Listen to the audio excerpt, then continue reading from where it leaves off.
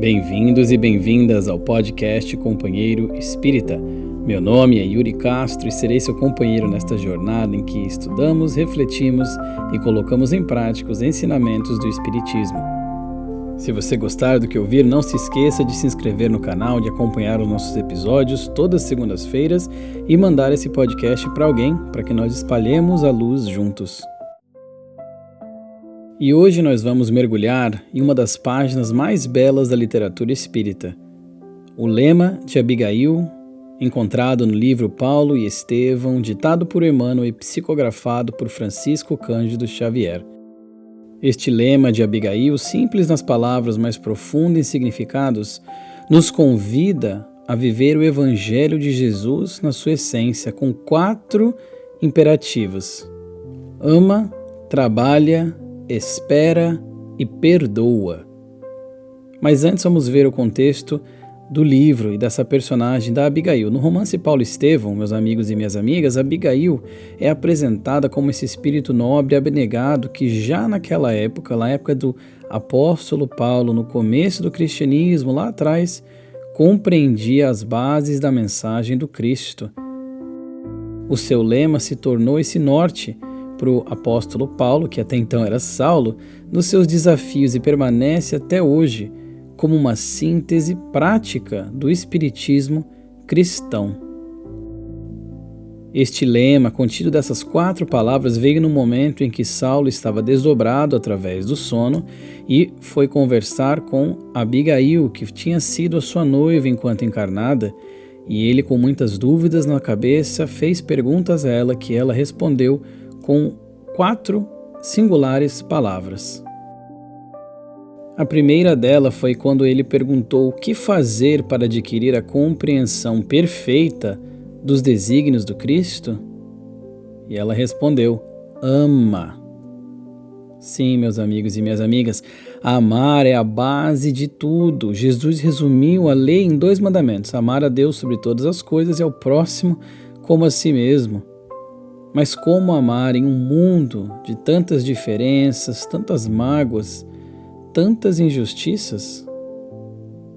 Em O Evangelho segundo o Espiritismo, de Allan Kardec, 1864, sua publicação, nós aprendemos que o amor é de essência divina e todos nós, do primeiro ao último, temos no fundo dos nossos corações a centelha deste fogo sagrado. Sim, todos nós somos criações do nosso Pai, que é amor. Os efeitos da lei de amor, nós vamos aprender também, são o melhoramento moral da raça humana e a felicidade durante a vida terrestre, que são 2 desafios, eu diria, que nós ainda temos enquanto caminhamos aqui no nosso planeta de provas e expiações: o melhoramento moral, ou seja, o progresso moral, e essa felicidade encontrada aqui durante a vida terrestre. No livro Amor, Imbatível Amor, a benfeitora espiritual Joana de Ângeles escreve através de Divaldo Franco que o amor é a substância criadora e mantenedora do universo, constituído por essência divina. Ela fala que é um tesouro que quanto mais se divide, mais se multiplica e se enriquece à medida que se reparte. Vejamos, que interessante. É quase que um paradoxo da matemática, que quanto mais se divide, mais se multiplica, e quanto mais vai se repartindo, mais vai se enriquecendo. Mas esse é o amor, essa essência divina. E ela vai mais além, dizendo que o amor é indispensável para a alma, tal qual o oxigênio é para o corpo. Fazendo então uma analogia a algo que é fundamental para o espírito. Não à toa, Abigail falou para Saulo: ama, para que ele pudesse, então, adquirir a compreensão perfeita dos desígnios do Cristo. Nós aprendemos que amar, portanto, não é apenas um sentimento, mas é uma atitude.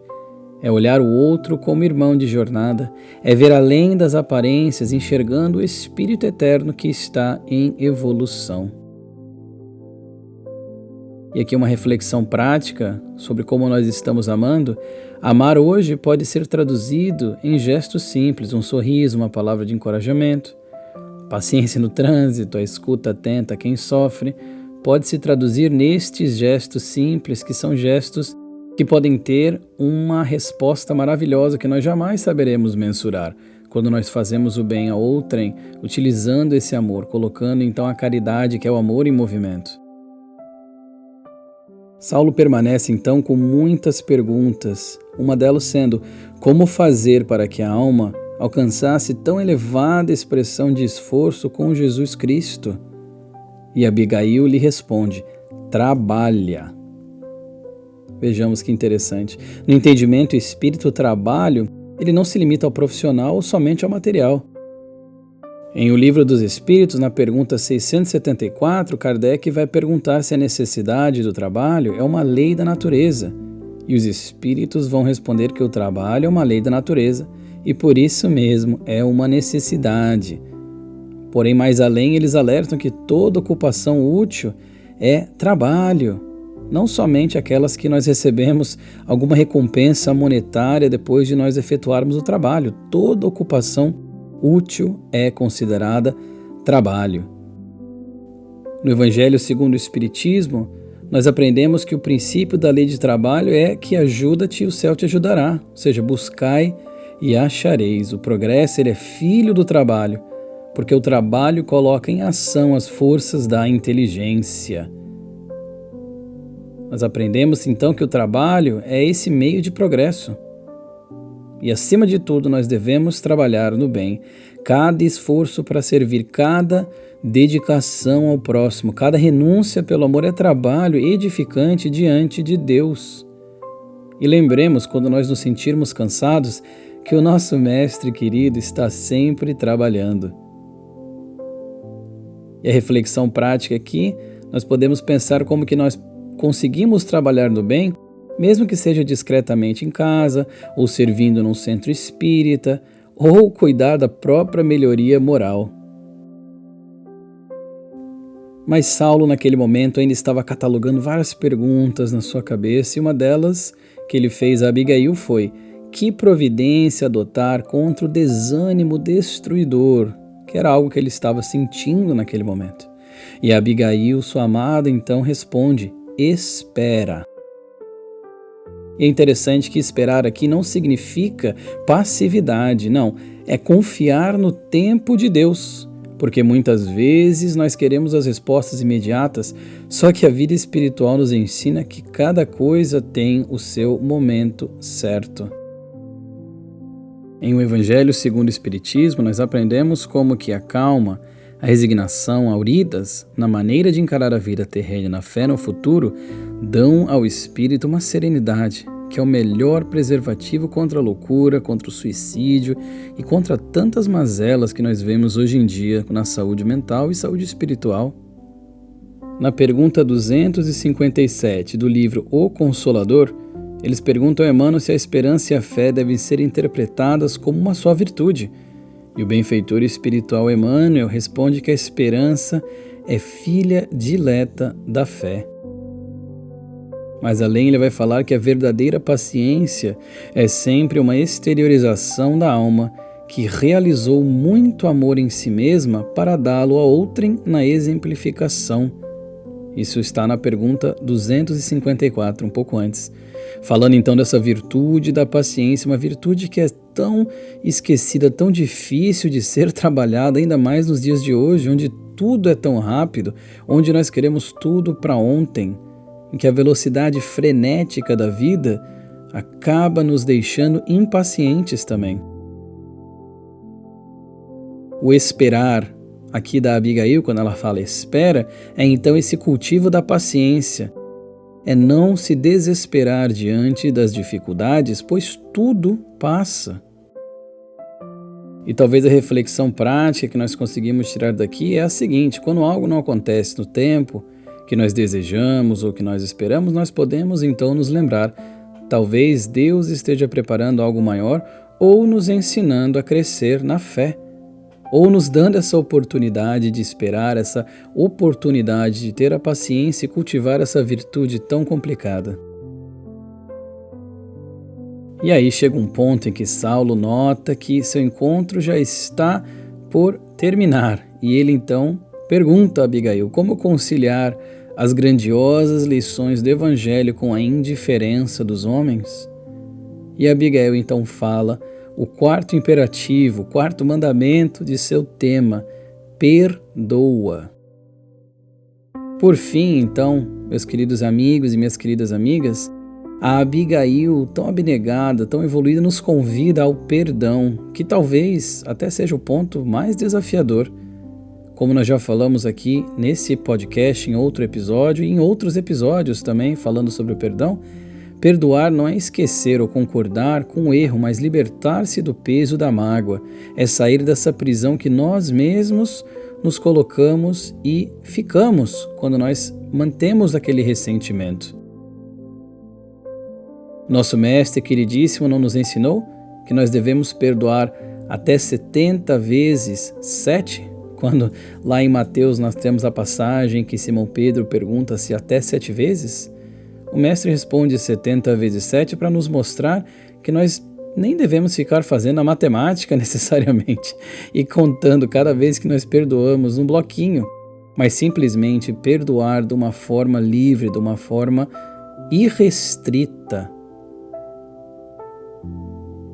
Para o Espiritismo, o perdão é um exercício de desprendimento que liberta não apenas quem é perdoado, mas principalmente quem perdoa.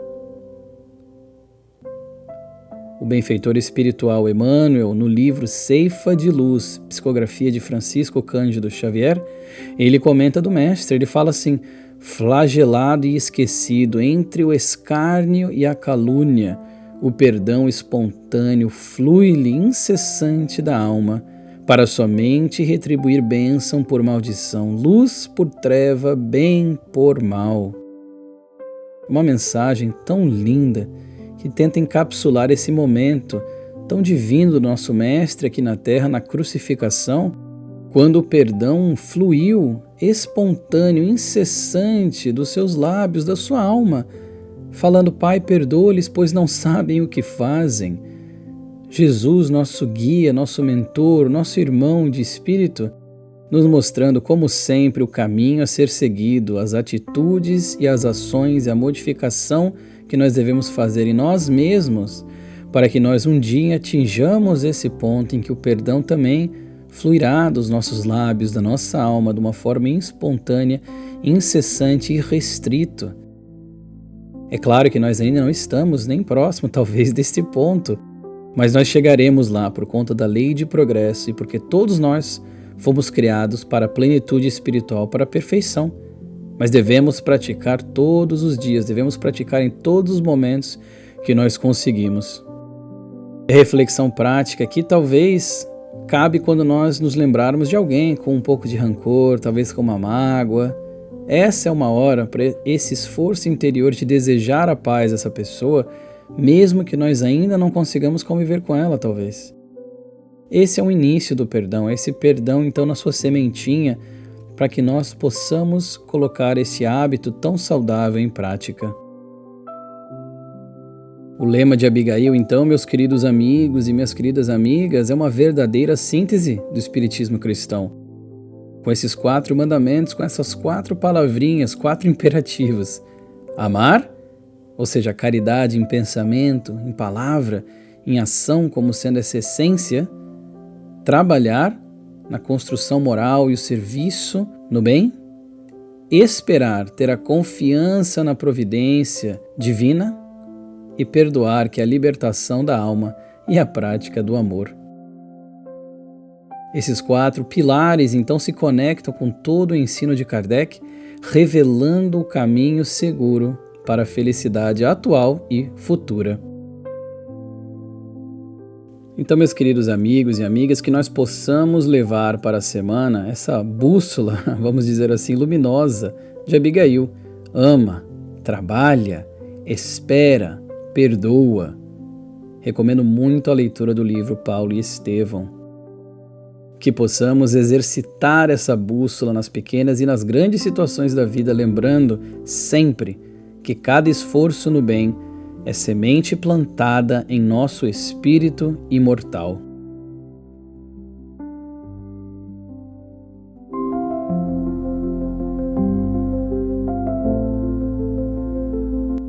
Muito obrigado pela sua companhia em mais um episódio do podcast Companheiro Espírita. Como de costume, se essa mensagem foi útil, compartilhe ela com alguém que também precise de luz e esperança. Nos encontramos no próximo episódio. Até lá, siga amando, trabalhando, esperando e perdoando. Com amor fraterno, seu companheiro espírita.